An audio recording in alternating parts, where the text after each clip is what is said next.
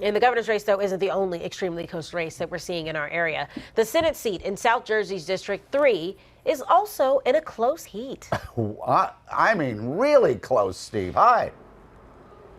And this isn't just a local race, it has statewide repercussions because it's the Senate president, the second most powerful man. A lot of people think Steve Sweeney is the most powerful man because he controls the entire legislative process, the hearings, the budget, you name it. And so that is hanging in the balance because if he doesn't win his local Senate seat, he's not going to be the Senate president. And he's been the legislative leader the longest in New Jersey history since 2010, a senator down here in Gloucester, Salem, and Cumberland counties for 20 years this January, 5 times elected, but maybe not reelected. And the man who looks like he could have upset him, up by 2,000 votes when he went to bed, when all the county clerks reported the numbers, Edward Burr, the Republican candidate, and he lives a very modest life here. He's a truck driver for Raymore and Flanagan, has his Harley Davidson, lives right off of 295 here.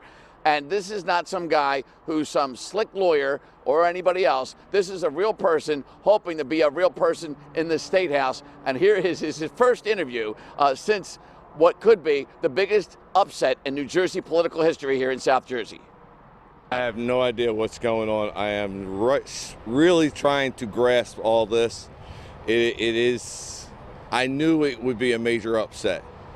And the funny thing is whenever I went around the door to door, everybody, the first words out of their mouth was, good luck.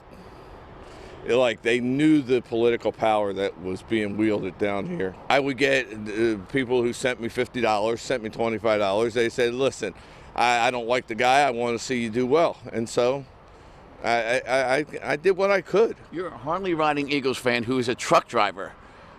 I mean, we don't have some real people in these state houses. I've said this before. I'm as blue collar as you're ever going to find. That's what we need. You thinking more? We need more real people doing real jobs who are really suffering and they know the price of a gallon of milk. I'm not against lawyers or doctors or business people, but that's not what we need. We need people who understand the adverse effects of what's going on in the state. Are you prepared for the onslaught of attention? Because we're doing the first interview. I'm prepared for this right now. This has been a little, like I said, I went to bed being told certain numbers, and now I'm being told other numbers. They're trying to change things. I really don't know where I stand. So you went to bed. You were able to sleep even after you thought you won this race by a couple of thousand votes. Well, I wouldn't say so much sleep. I was able to close my eyes and think about what is the next step. It is a little overwhelming right now.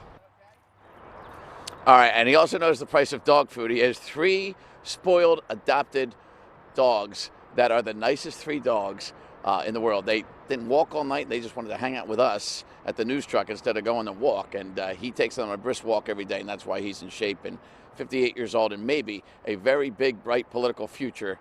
Wow, and I'm sure he's going to be a focus of so many media people here today if they can find his house hidden down here deep in South Jersey across, coincidentally, from this big field of weeds and grass, and he had the ultimate grassroots campaign. How about that? And here is some video that we shot just weeks ago. You'll remember you guys tossed this live on TV after the tornadoes.